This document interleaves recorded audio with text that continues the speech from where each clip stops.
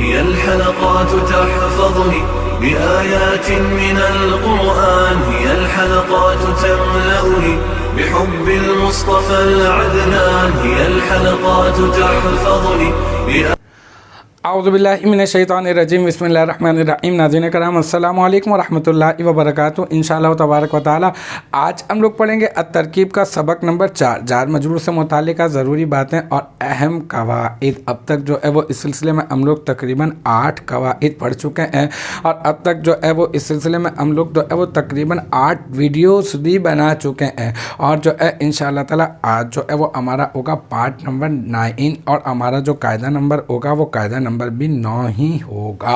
اور اب تک جو ہے جو ہم نے پڑھ لیا اس کا خلاصہ میں حسب عادت آپ کو ایک مرتبہ بتا دیتا ہوں۔ دیکھیں، حروف جارہ ہوتے ہیں، حروف جارہ جارہ کا لغوی معنی ہوتا ہے کھینچنے والے۔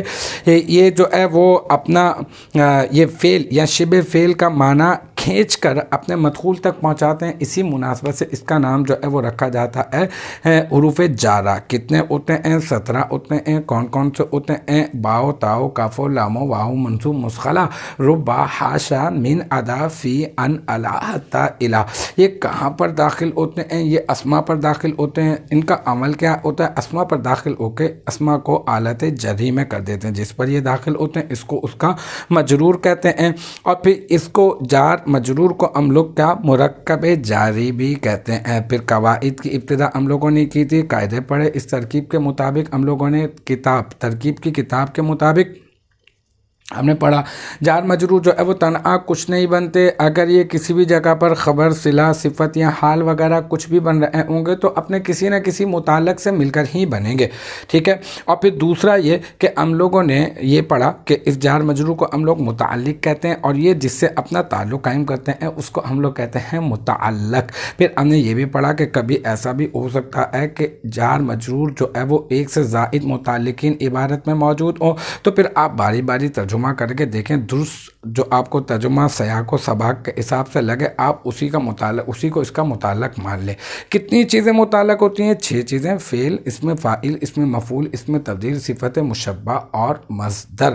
پھر جار مجرور کو میں نے آپ کو بتایا تھا کہ ہم لوگ ظرف بھی کہتے ہیں۔ ظرف کی 2 قسمیں ہوتی ہیں، ایک ظرف لغو اور ایک ظرف مستقر۔ جار مجرور کا متعلق عبارت میں موجود ہوگا تو ظرف لغو، نہیں ہوگا تو مستقر۔ اگر نہیں ہوگا تو ہم نے قاعدہ نمبر 6 میں یہ بھی پڑھا کہ ہم لوگ کیا کریں گے، ہم لوگ متعلق نکالیں گے، اور متعلق نکالنے کے لیے ہم لوگ افعال عامہ سے رابطہ کریں گے۔ افعال عامہ 5 ہوتے ہیں: اصول، ثبوت، کون، نزول، وجود۔ پھر ہم نے قاعدہ نمبر 7 میں یہ پڑھا کہ کبھی ایسا بھی ہو ضروری نہیں ہے کہ ہم لوگ جو ہے اس میں سے یہ جو مصادر ہمیں دیے ہیں، یہ جو افعال عامہ ہیں، اس میں سے افعال عامہ کو ہی ہم لوگ جو ہے وہ افعال عامہ میں سے افعال کو ہی ہم لوگ جو ہے افعال مشتقہ کو ہم مقدر بنائیں، محذوف مانے، متعلق بنائیں، ہے نا، یا پھر اسماء مشتقہ کو۔ بلکہ آپ جو ہے افعال عامہ کو بھی بنا سکتے ہیں، افعال مشتقہ بھی ہو سکتے ہیں، اور اسماء مشتقہ کا بھی آپ انتخاب کر سکتے ہیں۔ پھر نوٹ میں ایک ضروری بات تھی جو میں نے آپ کو سمجھا دی، وہ یہ کہ ایسا نہیں ہے کہ آپ انہی افعال مقدر، انہی افعال عامہ کو ہی مقدر مانیں، بلکہ آپ چاہیں تو سیاق و سباق کے حساب سے کوئی بھی آپ جو ہے وہ فعل جو ہے مان سکتے ہیں محذوف، اور اس کو آپ جو ہے وہ متعلق بنا سکتے ہیں۔ عام طور پہ استقرہ اور مستقرن کو بھی جو ہے ہم لوگ جو ہے مان سکتے ہیں۔ استقرہ اور مستقرن تو عام طور پہ تقریباً سبھی کے ساتھ جو ہے وہ سیٹ ہو جاتا ہے۔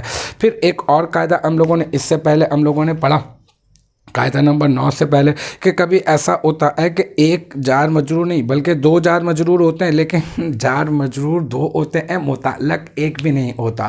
تو ایسی صورت میں کیا کریں گے؟ ہم متعلق نکالیں گے، لیکن ایک ہی متعلق نکالیں گے۔ پہلے والے جار مجرور کو اس متعلق کا ظرف مستقر قرار دے دیں گے، اور دوسرے والے کو ہم اس کا ظرف لغو قرار دے دیں گے۔ دوسرے والے کے لیے نکالنے کی ضرورت نہیں ہوگی۔ اب یہ ہمارا قاعدہ نمبر 9 ہے، تو دیکھتے ہیں کہ قاعدہ نمبر 9 کیا ہے۔ کہہ رہے ہیں کہ اگر جار مجرور شروع کے بجائے، شروع نہیں ہے، انہوں نے قاعدے کے شروع میں ہی بڑی خوبصورتی کے ساتھ عبارت کو جو ہے وہ ترتیب دیا ہے کہ جار مجرور شروع کے بجائے نہیں، بھائی شروع کی بات ہی نہیں ہو رہی یہاں پہ، شروع کے بجائے نہیں، عبارت کے درمیان میں دیکھیں من شریف القومی، دیکھیں یہ عبارت کے درمیان میں ہے، شروع میں تو نہیں ہے نا، شروع میں نہیں ہے۔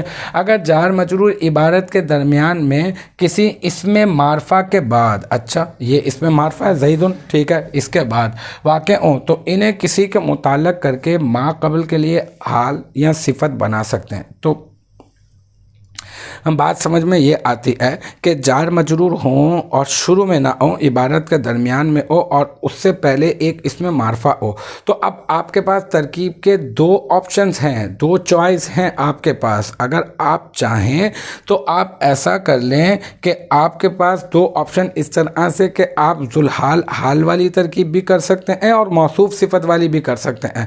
میں آپ کو دونوں ترکیبیں میں آپ کو جو ہے وہ کر کے بتاتا ہوں، ایک مرتبہ دوبارہ سے اس قاعدے کو ذہن میں لے آئیں تاکہ انطباق تو ہو جائے نا، قاعدہ سمجھانا مقصود ہے۔ تو جار مجرور شروع کے بجائے عبارت کے درمیان میں، یہ عبارت کے درمیان میں ہے اور یہ اس میں معرفہ کے بعد، اس میں معرفہ کے بعد ہے، تو اب اس کو ہم حال بھی بنا سکتے ہیں، موصوف بھی بنا سکتے ہیں، اور اس جار مجرور کو ہم لوگ ذوالحال بھی اس کو ہم لوگ ذوالحال بنا سکتے ہیں، اس کو ذوالحال بنا سکتے ہیں ہم لوگ، اور اس میں معرفہ کو اور جار مجرور کو ہم لوگ جو ہے وہ حال بھی بنا سکتے ہیں اور صفت بھی ہم لوگ جو ہے وہ بنا سکتے ہیں۔ دیکھیں دونوں طریقے سے میں ترکیب آپ کو کر کے بتاتا ہوں۔ جاءنی زید من شریف القوم للاستقراض، جاء فعل اور نی ضمیر منصوب متصل جاء فعل کا مفعول بن گیا، ٹھیک ہے۔ اب یہ زیدن ایک اسم معرفہ ہمیں مل گیا اور پھر آگے یہ من شریف القومی جار مجرور مل گیا، تو پہلی صورت میں اس کو ذوالحال بناتا ہوں، زیدن ذوالحال، اور من حرف جر، شریف مضاف، القومی مضاف الیہ، اور پھر مضاف اپنے مضاف الیہ سے مل کر مرکب اضافی ہو کر یہ کیا بن گیا، جار کا مجرور، اور پھر جار اپنے مجرور سے مل کر کسی نہ کسی کے شارٹ کر رہے ہیں نا، تو اسی وجہ سے بتا رہا ہوں کہ جار اپنے مجرور سے مل کر کسی نہ کسی کے متعلق ہو کر یہ بن گیا زید ذوالحال کا حال۔ یہ جو جار مجرور ہے نا، یہ جار مجرور یہ بن گیا حال، فرسٹ آپشن یہ بن گیا حال، ٹھیک ہے۔